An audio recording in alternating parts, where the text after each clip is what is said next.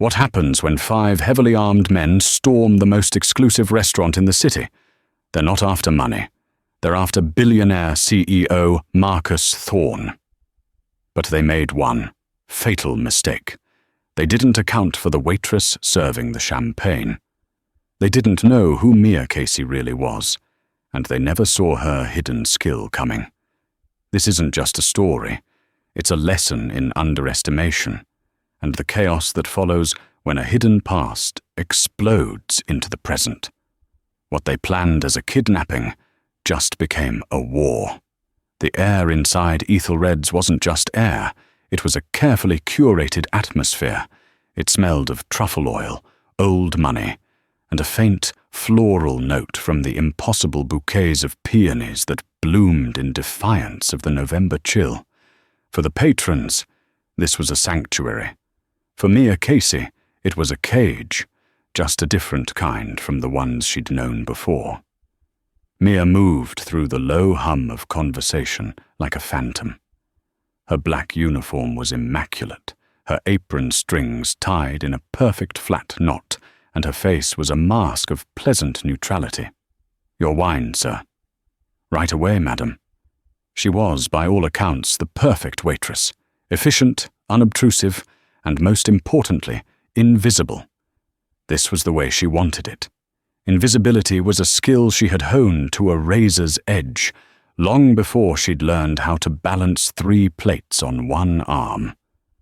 At Ethelred's, she was just Mia, the quiet girl who never missed a shift and never made a mistake. Her eyes, however, were never quiet. As she refilled a water glass, she was subconsciously cataloguing. Table 3. Man with the signet ring, kept checking his phone, pupils slightly dilated, waiting for a call or perhaps a dealer. Anxious. Table 7. The politician, laughing too loudly, hands gesturing, but his left hand kept touching his breast pocket. A social tic, or checking on a recording device? Exits. Main entrance.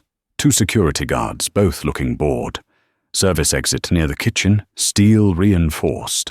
2 large single-pane windows facing the street, a security floor. Her gaze finally landed on the new arrivals at table 1, the best table in the house. Marcus Thorne. Even people who didn't read the financial papers knew his name. CEO of Thorne Dynamics, the man who was single-handedly dragging global logistics into the 22nd century with automated shipping and AI-driven predictive modeling. He was tall, with sharp features, hair the color of iron, and eyes that matched. He wore a $5,000 suit like it was a pair of pajamas, and he was already talking loudly into a phone that was probably a prototype. "I don't care what Silas Croft is offering," he barked, ignoring the maître d'. "You tell that board that if they don't accept my valuation, I will buy the entire company, fire them, and sell it for parts. Call me back when they're crying." He snapped the phone shut and tossed it onto the white linen, next to a silver fork. He was flanked by 2 bodyguards, men who looked like they were carved from granite.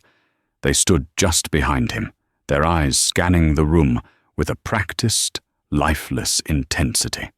Let's call them Harris and Grant. Mia was assigned the table. She approached, her water pitcher a perfect mirror of the chandelier above.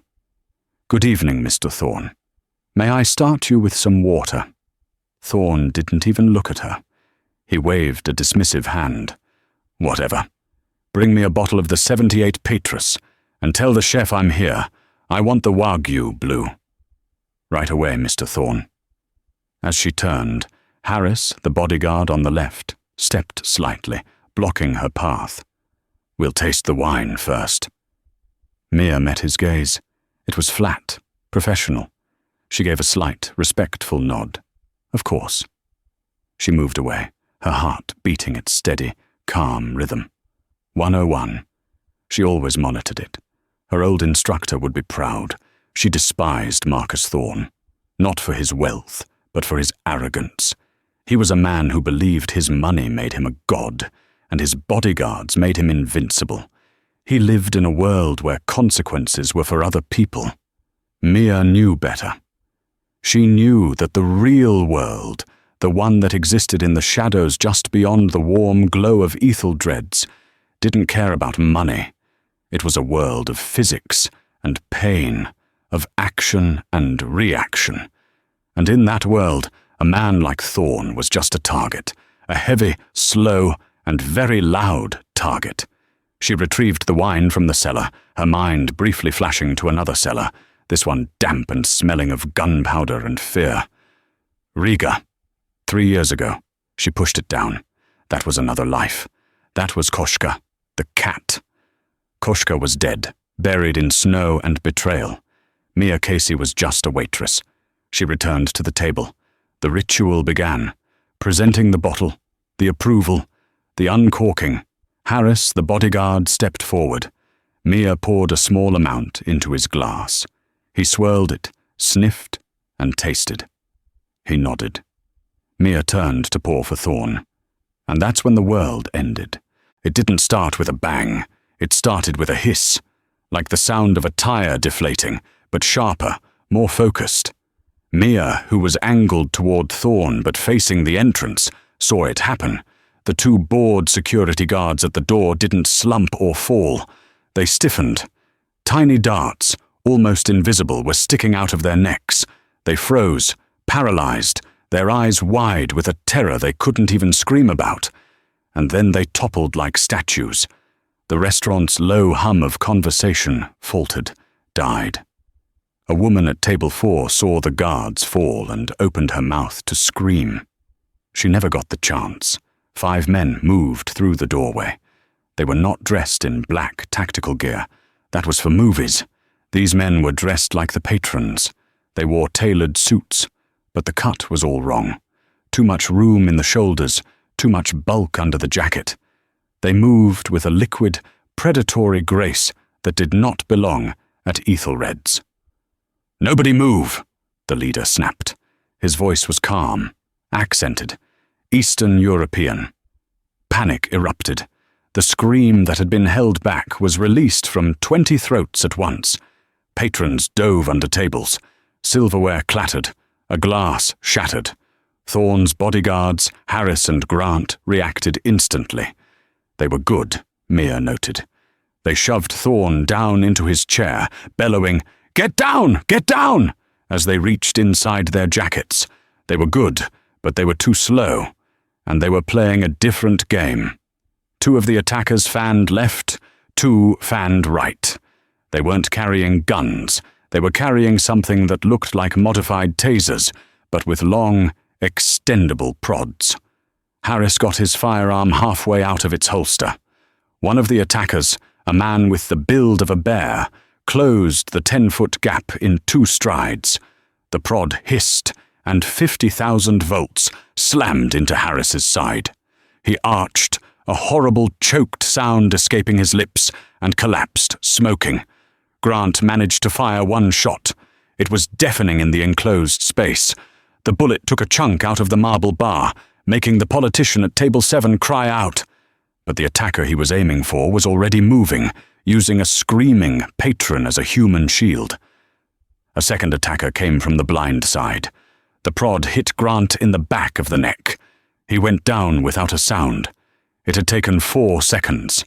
The entire restaurant, from the entrance to the kitchen doors, was silent, save for the muffled sobbing of the politician. Marcus Thorne was frozen in his chair, his face a mask of pale, arrogant disbelief. His invincibility, his armor of money and hired muscle, had just evaporated.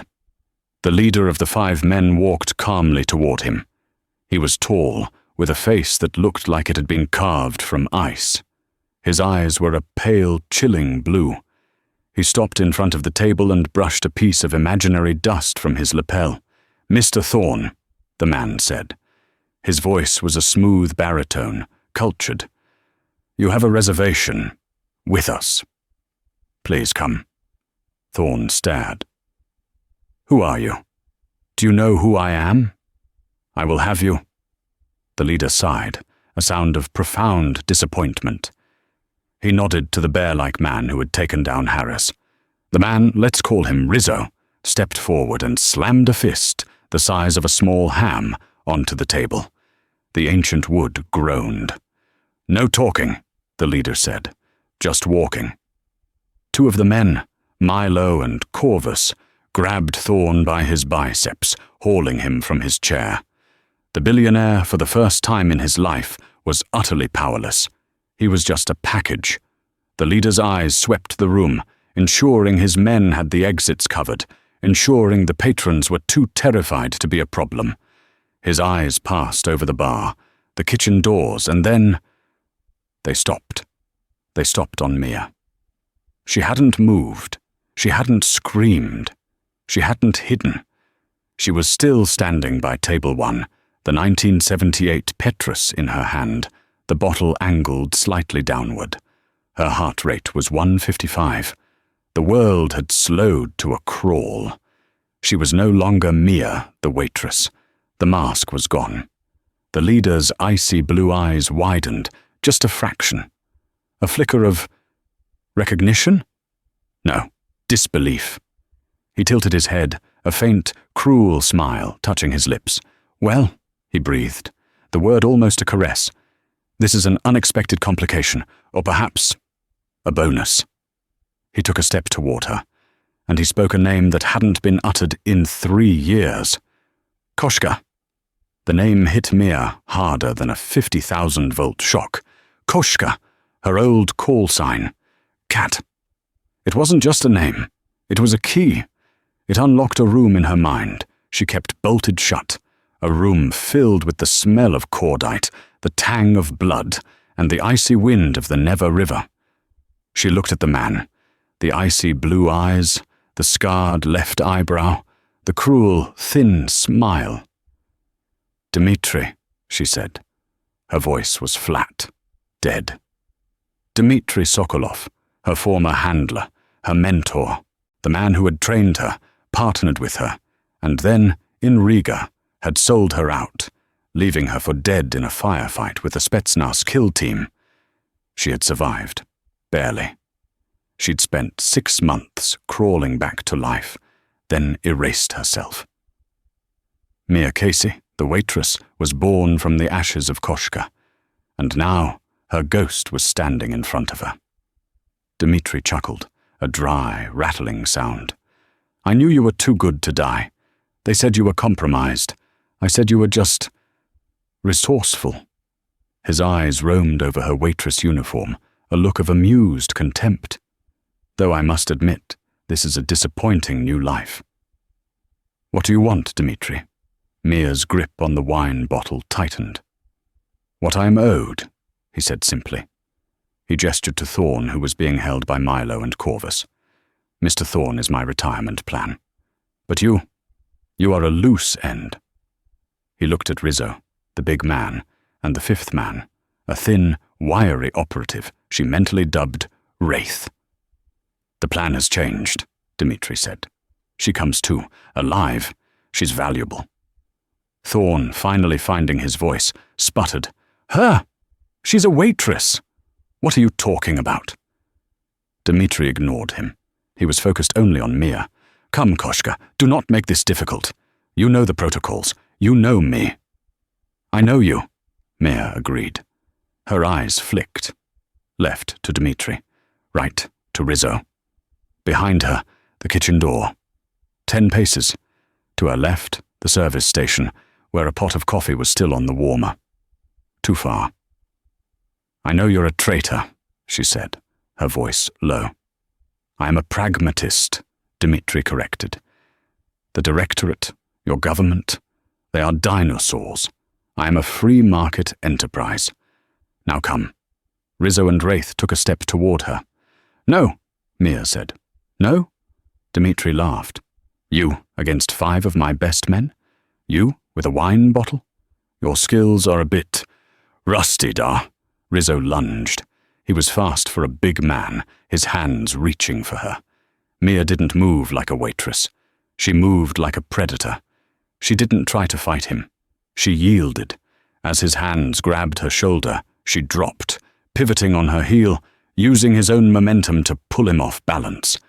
In the same fluid motion, she brought the .78 Petrus not against his head, a rookie mistake. Bottles often break on a hard skull, but in a short, brutal arc against his wrist. There was a sound like a thick branch snapping, followed by a wet, gargling scream. Rizzo pulled back, howling, his hand dangling at an impossible angle, the 3-0 wine and a good amount of his blood splashing onto the floor. "My hand! She broke my hand!" Wraith, seeing his partner go down, didn't hesitate. He pulled a trench knife and lunged, aiming for her gut. Mia was already moving. She kicked the overturned chair from table 2 into his path. He stumbled just for a second, but it was all she needed. She wasn't running for the exit. That was what he'd expect. She ran sideways. She grabbed the edge of the white linen tablecloth from table 4, where the politician was still hiding. With a single powerful yank, she pulled. The entire table setting, plates, glasses, a vase of peonies, and a heavy, silver-plated ice bucket, flew through the air. Wraith, just regaining his balance, was met with a cascade of crystal, porcelain, and ice. He cursed, shielding his face. "Dmitri!" Mia shouted. Dmitri, who had been watching with a predatory fascination, looked at her. "Riga!" Mia spat. "You should have killed me." And with that, she grabbed a heavy silver tray from a service stand, spun, and hurled it like a discus. It didn't fly at an attacker. It flew at the towering, floor-to-ceiling wine rack behind the bar. The sound of hundreds of bottles of high-end wine crashing to the floor was like an explosion. It was the diversion. "Get her!" Dmitri roared, his composure finally breaking. "Get her now! Forget Thorne for a second! Get her!" But Mia was gone. She had vaulted the bar, scattering cocktail glasses, and disappeared through the double-swinging doors into the one place she knew better than any of them. The kitchen. The kitchen was its own kind of chaos, but it was her chaos. The moment she burst through the doors, the atmosphere changed. The front of house was a stage. The back of house was a war zone. "Everyone out!" Mia yelled. Her voice was not the polite, soft tone of a waitress. It was a command. It was the voice of Koshka. The kitchen staff, chefs in white, dishwashers, bus boys, froze. They saw the blood on her apron, the terrifying intensity in her eyes. "Out, now! Fire escape!" They didn't argue. They dropped pans, knives, and towels, scrambling for the steel door in the back, the one that led to the alley. Mia didn't watch them go. She turned, her eyes scanning her new arsenal. The kitchen, a place of heat, steel, and oil. She heard Dmitri roaring in the dining room. "Milo! Corvus! Hold Thorne! Wraith with me! We're flushing the cat!" The doors swung open. Dmitri and Wraith entered, moving in a practiced two-man cell formation. Wraith held his knife, his eyes darting. Dmitri held a silenced pistol, now finally drawn. "Koshka!" Dmitri called out, his voice echoing off the stainless steel. "This is beneath you. Hiding with the cooks?" Mia was already gone. She was in the narrow, dark hallway that connected the main kitchen to the walk-in freezers and the dry pantry. "She's in the service corridor," Wraith yelled, pointing. "You take the pantry. I'll take the freezer. She's trapped," Dmitri ordered. Mistake, Mia thought. "You're splitting your forces." She flattened herself in the tiny alcove behind the industrial ice machine. She heard Wraith's combat boots on the tile floor. He was breathing heavily, a slight wheeze. Smoker. Or just nervous. He passed her alcove, sweeping the pantry. "Clear!" Mia emerged behind him. She moved with no sound. Koshka. Wraith must have felt a change in the air, a sudden drop in temperature. He started to turn. Mia grabbed the first thing she could find, a steel hook hanging from the wall, used for hauling sides of beef. She didn't aim for his head. She aimed for his weapon. She hooked the knife hand, yanking him forward. He yelped as the knife clattered away. In the same motion, she drove her knee into the back of his thigh, hitting the sciatic nerve. His leg buckled. He fell to one knee, roaring in pain. "Traitor's dog," Mia whispered, and slammed the heel of her hand into the base of his skull. He went down, unconscious. 2 down. She heard a clank from the walk-in freezer. Dimitri. He was being cautious. He knew what she was. She looked at Wraith's unconscious form. She needed a weapon. His knife was good, but she saw something better. His earpiece. She plucked it from his ear, along with the small transmitter on his collar. She slipped it into her own ear. "Wraith? Status?" Dimitri's voice, crackling with static. Mia stayed silent. She crept back toward the main kitchen. "Wraith, answer me. Koshka, I know you can hear me. You're getting sloppy." Mia looked around the kitchen. The fryers were still bubbling. The gas stoves were still jetting blue flames. She heard footsteps, not from the pantry, but from the dining room. Milo or Corvus, coming to see what the delay was. Time to change the battlefield. She grabbed a heavy cast-iron skillet. She grabbed a full bag of flour from the prep station. Milo entered the kitchen, the taser prod in his hand. He looked at the chaos, the abandoned stations. "Wraith? Boss?" Mia was above him. She had climbed onto the steel prep counter. As Milo passed underneath, she did 2 things at once. First, she sliced open the bag of flour, dumping a massive, powdery cloud directly onto him. He yelled, blinded, a white ghost in the stainless steel kitchen. Second, she dropped. She landed on his back, her weight and the skillet driving him to the floor. The taser prod flew from his hand, skittering across the tile. Mia didn't hesitate. She brought the skillet down on the back of his head. Clang. He was out. 3 down. She grabbed the taser prod. She weighed it in her hand.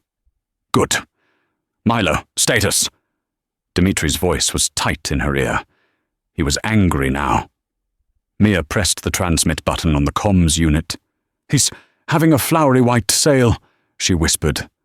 There was a moment of dead air. Then, a roar of pure fury. "Corvus, watch Thorne. I will kill her myself." The walk-in freezer door banged open. Dimitri emerged, his pistol up. But Mia was already moving again. She wasn't heading for the exit. She was heading back to the dining room. She had a new plan. Dimitri wanted a war. He was in her territory now. And she wasn't just Koshka anymore. She was Mia, the waitress. And she knew where all the spoons were. But as she burst back through the double doors, she saw a new complication. Marcus Thorne was gone. For a split second, Mia's blood ran cold. Had they escaped with him? Then she saw him. Corvus, the last of the 4 henchmen, was not holding Thorne at the table. He was dragging the Billionaire toward the service exit, the one Mia's staff had fled through. He's cutting his losses, trying to extract the package. But Thorne, despite his terror, was not a small man. He was struggling, digging in his heels, making it difficult. "Let go of me. My company will ruin you. I'll buy your entire country and turn it into a parking lot." "Shut up, old man," Corvus snarled, raising a fist. "Hey!" Mia's voice was sharp, cutting through the room. Corvus spun, dragging Thorne with him. He saw Mia. He saw the taser prod in her hand. He smiled, a nasty, broken-toothed expression. He was the only one who hadn't seen her in action. To him, she was just the waitress who got lucky. He raised his own prod. "Come, little girl.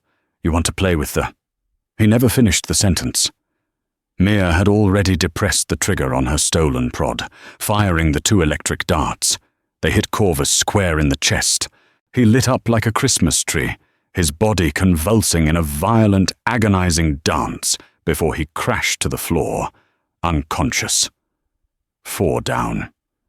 The dining room was silent, save for the crackle of the comms in Mia's ear and the heavy, panicked breathing of Marcus Thorne. The billionaire stared at Corvus, then at Mia. He looked at the heavy-duty weapon in her hand, then at her blood-stained apron. His brain, which processed terabytes of data, was failing to compute this. You, who? What are you? Thorne stammered. Get up, Mia ordered, pulling the darts from Corvus's chest, the wires retracting with a whine. Dimitri is still in the building, she said, more to herself. He's the leader. He's the threat. Dimitri? Thorne asked, pushing himself up. The one who called you Koshka. What is going on? Shut up and listen, Mia snapped.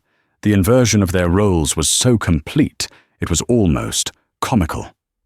This isn't a simple kidnapping. You think? Thorne shot back, a flash of his old arrogance returning. He knew me, Mia said, her mind racing. Dimitri doesn't do small-time jobs. This isn't about ransom. What does Silas Croft want from you? Thorne froze. How did you know that name? He'd bellowed it into his phone not 30 minutes ago. I listen, Mia said. Silas Croft, your rival. Dimitri is working for him. What did he hire him to get? Thorne's face went pale. It's not a what, it's a where. Project Chimera. What is Project Chimera? It's not public, Thorne said, wringing his hands. It's a new AI, a predictive warfare model. It can simulate and win any conflict before it starts. It's the most dangerous thing I've ever built. Croft wants it. He's been trying to get it for months. Mia cursed. This was not a kidnapping. It was corporate, no, global, espionage. Dimitri wasn't just a mercenary, he was a broker.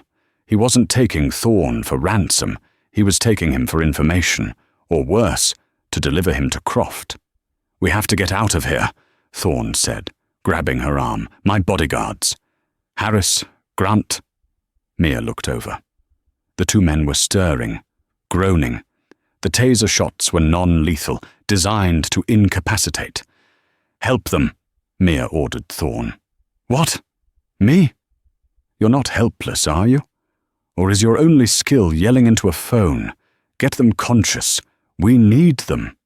Humbled, and for the first time in his life, taking orders from someone in a service uniform, Marcus Thorne scurried over to his security team.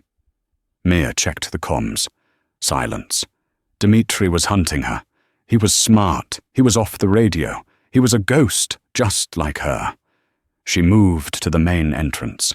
Tapping the keypad, she swore. He's locked us in. Master override. And jammers are up. No one is calling out.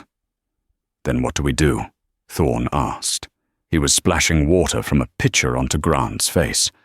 The big man coughed, his eyes fluttering. We fight our way out, Mia said. Against him? Thorne protested. He's a professional killer. You're whatever you are. We're not against him, Mia said, a cold, hard smile touching her lips. He's against us. She looked at Harris and Grant, who were now sitting up, clutching their heads. Can you stand? Can you fight? Harris, a pro, shook the cobwebs from his head. He saw his boss, the downed attackers, and the waitress holding a taser. What happened? Ambush, Mia said. Leader's still in play. He's former Spetsnaz, highly trained. His name is Dimitri. He's in the kitchen, or the service tunnels. He wants your boss. Grant staggered to his feet. He took us down in seconds. Because you were expecting thugs. He's an operator, Mia said. But now he's just one man, and we're four. Thorne looked at their group, a billionaire, two groggy bodyguards, and a waitress. Some army. We're his worst nightmare, Mia said. We're an unknown variable. He's a planner. He didn't plan for this. She pointed at Thorne. You are the package. Your only job is to stay behind me and do exactly what I say. She pointed at Harris and Grant. "You are the muscle. You're my shields. I'll be the spear. We're going out the service exit. He's probably watching it, so we go fast and hard." Harris looked at her, his professional respect cutting through his confusion. "Who are you?" "I'm the one getting you out alive," Mia said. "Now arm up. They're non-lethal, but they'll do." She tossed her taser prod to Harris. She grabbed the one from Corvus and gave it to Grant. She kept Wraith's knife. "Mr. Thorne," Mia said, "grab that ice bucket." "What for?" "You're the diversion." Mia took a deep breath. She pressed the comms. "Dimitri, it's over. 4 of your men are down. Let us walk, and you can still get away." A laugh came over the earpiece. It was cold and full of contempt. "You think this is over, Koshka? You just took out the trash. Now you face me. You and the billionaire. You're both coming with me." A new voice crackled on the comm, one she hadn't heard. A pilot. "Ghost, this is Raptor. Airspace is getting hot. Police response in 5 minutes. You need to extract. Now." 5 minutes, Dimitri's voice said, now tight. "Meet me at the rendezvous. I'm coming out." He's coming, Mia thought. He's coming through the kitchen. "Plans changed," she said to the group. "He's on a clock. He's coming to us. We're not retreating. We're holding the line." She pointed to the main kitchen doors. "This is the choke point. Harris, Grant, on either side of the door. The moment it opens, you fire. Don't wait. Unload everything." "And you?" Grant asked. Mia smiled, spinning the knife in her hand. "I'm the surprise." The world narrowed to the 2 swinging doors of the kitchen. Mia stood directly in the center, 10 feet back, the comms unit in one hand, the knife in the other. Harris and Grant flanked the doorway, hidden from immediate view, prods raised.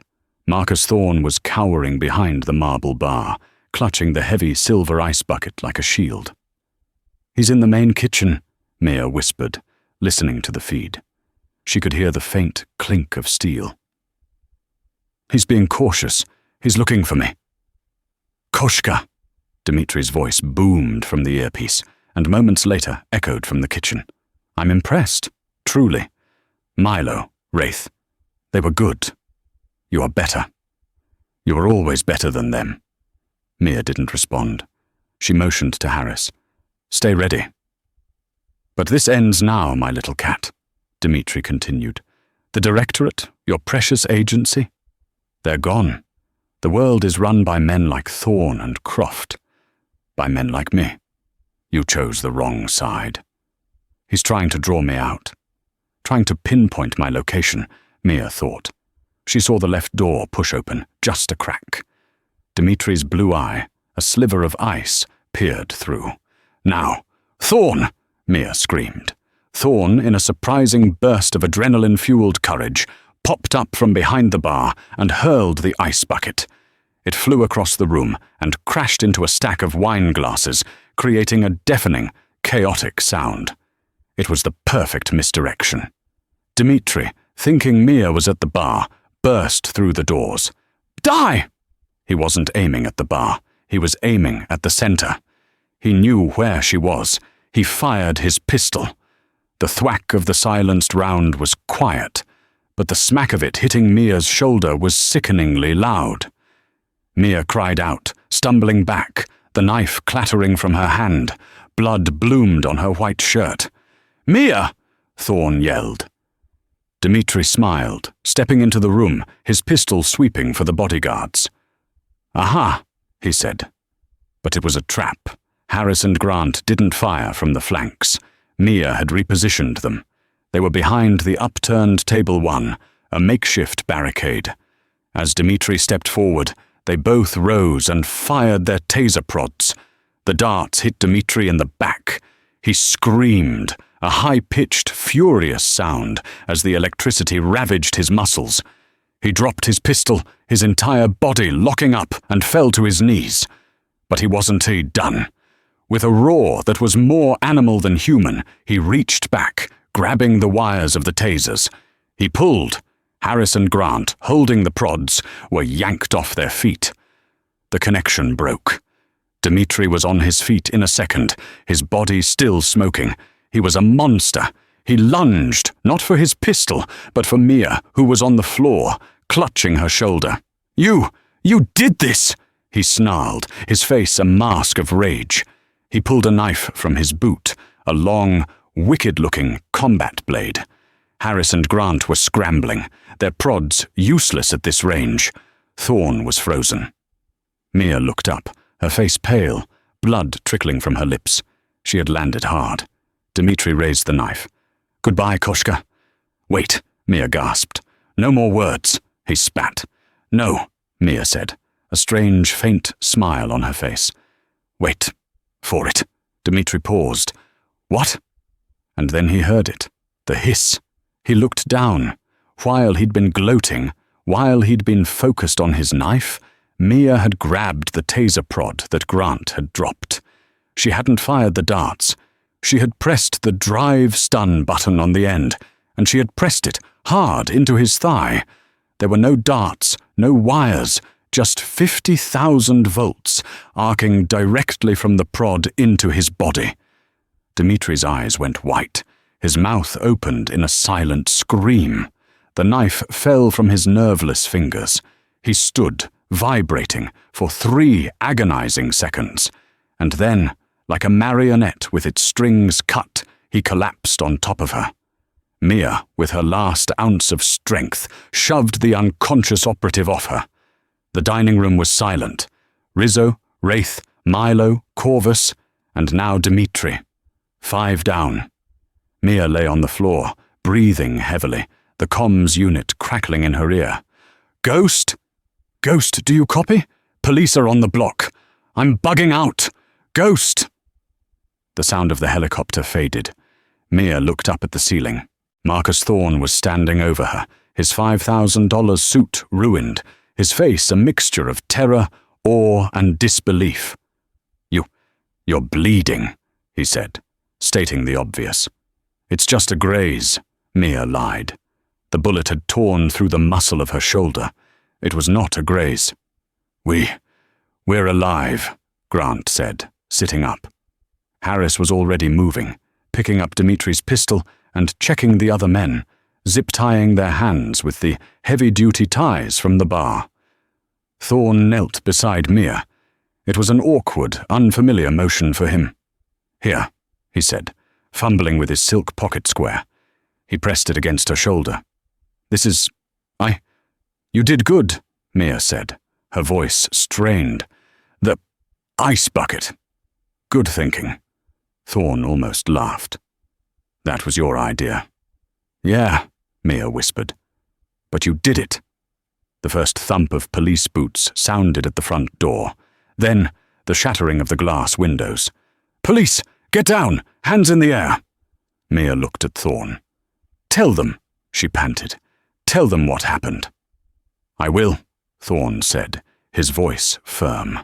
"I'll tell them everything. I'll tell them you saved us. I'll give you anything. A job. Head of my security. $1 million. 10 million. Mia just looked at him, her vision starting to blur at the edges. The adrenaline was fading, and the pain was setting in, a white-hot fire. "I don't want your money, Mr. Thorne," she said. "Then what do you want?" Mia's eyes fluttered. "A new apron. This one's ruined." And then, for the first time in 3 years, she allowed herself to pass out. Mia woke up to the smell of ozone and filtered air. It wasn't the smell of truffle oil from Ethelred's, nor the familiar, comforting scent of her own cheap laundry detergent. It was the smell of nowhere. It was sterile, cold, and utterly anonymous. Her first sensation was pain, a hot, heavy, throbbing fire in her left shoulder. Her second was an assessment. Her eyes snapped open. She wasn't in a hospital. There were no flowers, no get-well cards, no beeping EKG. The walls were a soft, non-reflective grey. The single window was a sheet of opaque frosted glass that let in light but no image of the outside world. She was on a simple bed, more of a cot, and her arm was expertly bandaged. She was not restrained. That, more than anything, set her on edge. Restraints meant they thought she was a prisoner. No restraints meant they were testing her. She sat up, a pained hiss escaping her lips. Her body ached, a symphony of bruises from her brawl with Dimitri's men. On a small steel bedside table sat a plastic cup of water and 2 white pills. She catalogued the room. 1 door, steel, no visible handle on the inside. 1 small, circular vent. In the top corner, where the wall met the ceiling, was a dark, tinted bubble. A camera. She was being watched. She ignored the camera. She swung her legs over the side of the bed. Her waitress uniform was gone, replaced with a simple grey t-shirt and loose-fitting scrub pants. Her bare feet touched the cold, seamless floor. She stood, testing her weight. She was weak, dizzy, but functional. She walked to the table, picked up the pills, and, in a single, practiced motion, palmed them, swallowing only the water. She would pretend to take them. She needed her head clear. She sat back on the bed, her back straight, and waited. She did not have to wait long. The door opened with a near-silent hiss of hydraulic air. A man stepped in. He was not a doctor. He was not a cop. He was a man in his late 50s, wearing an immaculate but unremarkable grey suit. He had thin, wire-rimmed glasses and the air of a university provost. He carried a tablet, which he held like a shield. "Good afternoon, Miss Casey," he said. His voice was calm, measured. Or, should I say, Koshka? Maya's blood, which had been sluggish, turned to ice water. She said nothing. Her face remained a perfect, neutral mask. The man smiled, a brief, thin-lipped expression that held no warmth. "My name is Director Shaw. I'm with a department that, well, let's just say we don't have a public-facing website." He sat in the room's only other chair, placing it just outside her theoretical kicking range. "Smart. You're a very difficult woman to find," he continued, tapping his tablet. "And an even more difficult one to categorize. VSK 7721. Directorate, Special Operations Division, Riga Station. Burned, compromised, and presumed killed in action 3 years ago. Yet here you are, serving wine." He looked up. "You created quite a storm, Mia. You didn't just break up a kidnapping. You blew up an entire international espionage operation." "I was a waitress," Mia said, her voice a low, rough rasp. "5 men attacked my restaurant. I defended myself." Shaw almost laughed. "You defended yourself against 5 of Dmitry Sokolov's top-tier operatives. You incapacitated all 5, including Sokolov himself, with a bullet in your shoulder, using a combination of a wine bottle, a skillet, a bag of flour, and 2 non-lethal tasers. The creativity was rather impressive." He swiped on the tablet and turned it to face her. It was a live feed from a news helicopter. It showed the front of Ethelred's, now a swarm of police cars, news vans, and federal agents. "You are, as of 12 hours ago, the mystery waitress," Shaw said. "The angel of Ethelred's. The entire city is obsessed with you." "I don't want fame," Mia said. "Oh, it's not fame you have to worry about," Shaw said, his tone darkening. "It's the consequences." He began to lay it out, point by point, like a corporate briefing. "First, Dmitry Sokolov. He's in one of our black site medical facilities. He's been singing. He's furious.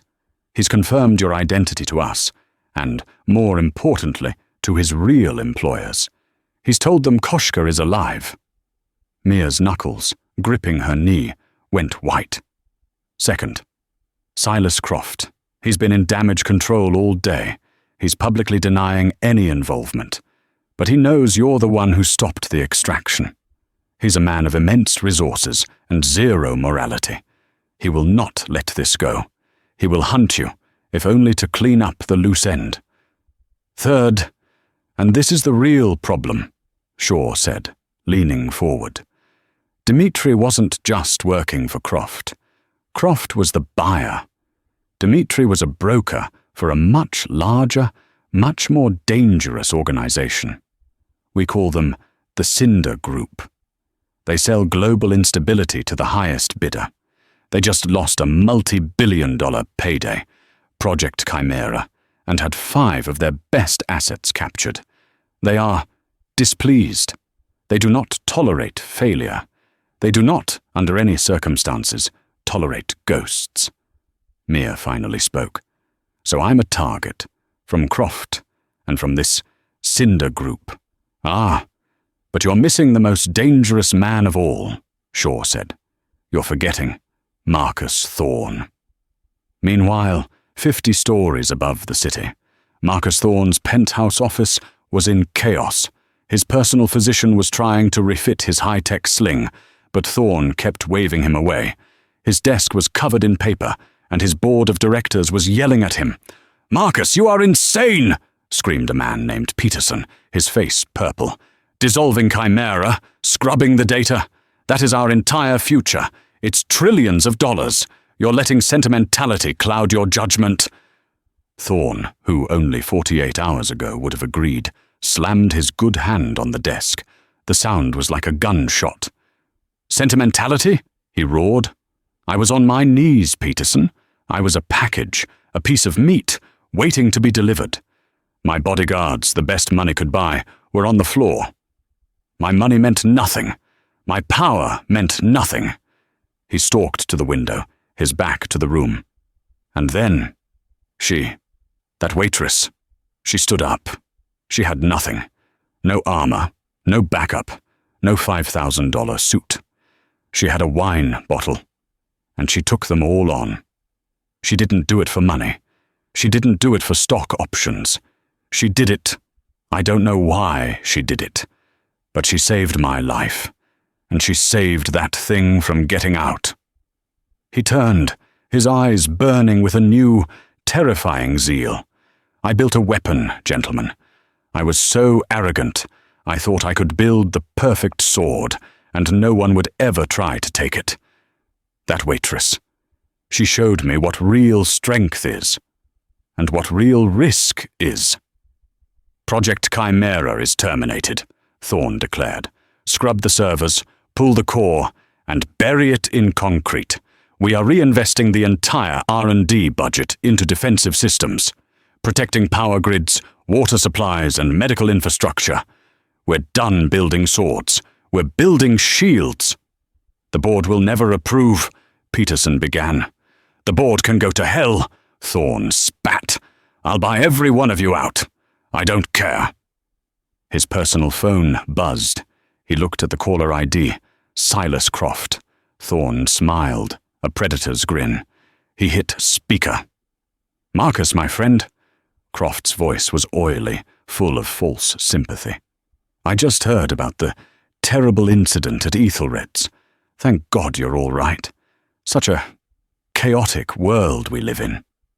"Save it, Silas," Thorne said, his voice cold as ice. I don't know what you mean, Marcus. I was just calling to—" "I know it was you," Thorne said, cutting him off. The room went silent. "You sent those animals. You tried to kidnap me. You tried to steal my work." A long, heavy pause on the line. "You can't prove that, Marcus," Croft finally said, his voice now a venomous hiss. "I don't have to," Thorne said. "Because you failed. And I'm coming for you, Silas. I'm liquidating half my personal stock in Thorne Dynamics. I'm funding a new, hostile acquisitions division.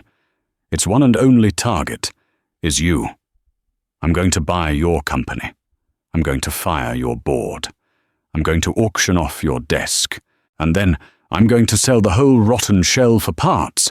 That's my hard karma coming for you." He hung up on Croft's sputtering, furious reply. Thorne turned to his security chief, a man who had replaced the now hospitalized Harris. "Find me that waitress. I don't care what it costs. I'm offering a $20 million reward for any information leading to her safe recovery and identification. I want to give her a medal. I want to give her half my company. Just find her." He looked at his desk. Sitting on a velvet cloth was a single, simple black apron, stiff with dried blood. His and hers. Back in the grey room, Shaw switched off the tablet, which had been live streaming the audio from Thorne's office. Mia was pale. "A $20 million reward," she whispered. He's put a bounty on my head." "He thinks he's helping," Shaw said. "He thinks he's a king, bestowing a reward on a commoner. What he's done is he's painted a target on you so large it can be seen from orbit. Every PI, every two-bit criminal, every high-end assassin from here to Macau is now looking for the mystery waitress. Silas Croft is looking, the Cinder Group is looking, and Marcus Thorne, with all his money and good intentions, is shining a global spotlight on you." He let the weight of that sink in. "Your old life, Mia Casey. It was a good cover. It was quiet. It was invisible. It was peaceful."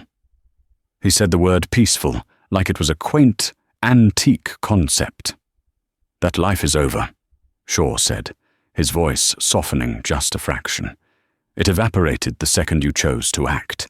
You can never go back. You can never serve wine again. You can never be Mia Casey. She is, for all intents and purposes, the most wanted woman in the world." Mia closed her eyes.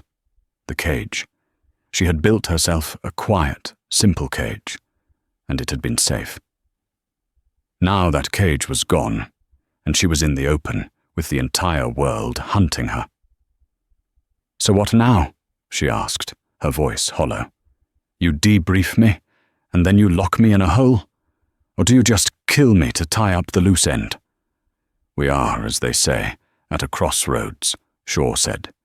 He stood and walked to the door. "We have two, and only two, options for you. We've prepared for both." He gestured to the door. "Option 1. We give you a new life, a deep, deep cover. We'll make you a librarian in Alaska, a park ranger in New Zealand, a new face, new papers, but you'll be dark. No social media, no friends, no connections. You'll be a ghost, but a hunted one. You'll spend the rest of your life looking over your shoulder, waiting for the Cinder Group or Croft to find you. It's not a life. It's a prison. But you'll be safe. We can have you on a plane in an hour." "And option 2? Mia asked, though she already knew the answer. Her old life, Koshka, was a life of violence. Her new life, Mia, was a life of peace. Both were now destroyed. "Option 2, Shaw said, is you stop running." He reached into his jacket and pulled out a simple, black-banded watch. It was functional, heavy, and had no branding. He placed it on the bedside table. "You're a weapon, Mia. You've been pretending to be a wine bottle. We're a new formation unit, agency-sanctioned, but completely off-book. We are the people who hunt men like Silas Croft. We are the ones who dismantle organizations like the Cinder Group. We're all dead. We're all ghosts. We don't have lives. We have missions." He tapped the watch. "This is option 2. This is your access key to our network, our armory, our world. It's also a dead man's switch and a tracker. You put this on and you come work for us. You won't be Mia. You won't be Koshka. You'll be one of us. You'll be a ghost. Your hidden skill doesn't have to be hidden anymore." "You want me to hunt," Mia said. "We want you to do what you were trained to do," Shaw corrected. "What you did at Ethelred's. You saw a threat, you analyzed it, and you neutralized it. We just want to aim you at bigger threats." He looked at her, his academic eyes holding a sliver of understanding. "Thorne is a good man, but he's a fool. He's a loud, rich fool, and now he's a target, too. He's declared war on Croft, and Croft will retaliate. He'll need protection. From a distance." That was the final hook. Mia looked at the watch. The irony was so thick she could choke on it. "So, my first assignment is protecting the man who just destroyed my life." "Your first assignment," Shaw said, a true small smile appearing, "is surviving. And your first target is Silas Croft. Time to return the favor he tried to do for Mr. Thorne. Consider it professional karma." Shaw walked to the door. "A car is waiting in the subterranean bay. In 1 hour, it will leave. If you're not in it, we'll activate the Option 1 protocol, and you'll wake up in Alaska. The choice is yours." The door hissed open and then shut, leaving Mia alone in the grey room. She stared at the watch. The life she wanted, the quiet, invisible life of Mia Casey, was a story she had told herself, a fantasy. It was gone. The life she had, the violent, betrayed life of Koshka, was a nightmare she had run from. Now there was only this. A third way. Not a life, but a purpose. She picked up the watch. It was heavy, cold, fade out, fade in. A black, armored sedan moved silently through a secure tunnel, merging into city traffic. In the back, a woman stared out the window. Her hair was different, cut shorter, dyed a deep, dark auburn. She wore simple, black, tactical civilian clothes. The wound in her shoulder was a dull, burning ache, a constant reminder. She was not Mia. She was not Koshka. She raised her left wrist and fastened the black-banded watch. It clicked into place, and the dark face lit up. There was no time, no date, just a single line of encrypted text. New objective, S. Croft. Assets, offline. Rules of engagement, dismantle. A faint, cold smile touched her lips. She had been a cat. She had been a waitress. She had been hunted. Now, she was the ghost, and she was the one who haunted. And just like that, Mia was gone. A ghost who saved a king, only to vanish back into the shadows. Marcus Thorne's life was changed, his company saved, but he was left with a question he could never answer. Who was she? This story shows that the most dangerous person in the room is often the one you see the least. What did you think of Mia's hidden skill? Did Dimitri deserve his hard karma? And what about Marcus Thorne? Did he truly change? Let me know your thoughts in the comments below. If you loved this story of drama, twists, and hidden power, make sure to hit that like button. Share this video with someone who loves a good thriller. And please, subscribe to the channel. We have so many more stories like this one coming your way, and you won't want to miss a single one. Thanks for listening.